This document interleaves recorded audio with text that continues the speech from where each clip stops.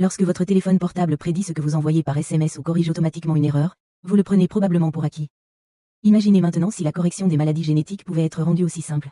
Qu'ont donc exactement en commun les SMS et les traitements des maladies génétiques? Bien plus que vous ne le pensez, lorsque votre téléphone utilise une intelligence artificielle qui a examiné d'énormes collections de mots et de phrases. Il utilise l'IA pour prédire ou corriger les mots que vous utilisez. Mais que se passerait-il s'il y avait des millions de mots écrits dans une langue inconnue? C'est un peu comme ça avec la génétique. Votre ADN est composé de 4 types de molécules différents, elles s'alignent toutes pour créer une sorte de code. Pensez que chaque gène contient des centaines de mots et des dizaines de milliers de lettres. Lorsque ces mots génétiques sont correctement orthographiés, ils disent à vos cellules ce qu'elles doivent faire. De cette façon, votre corps peut fonctionner correctement. Mais même une lettre manquante ou mal placée dans un gène, appelée mutation, peut changer le sens des mots génétiques. Cela peut provoquer une maladie. En pensant aux gènes de cette façon, les chercheurs ont commencé à trouver des traitements pour les maladies génétiques. Malgré tout cela, il existe des millions de mutations dans des milliers de maladies. Il faut donc trouver un médicament qui permettra aux cellules de lire et trouver les mots génétiques correctement, ce qui n'est pas une tâche facile.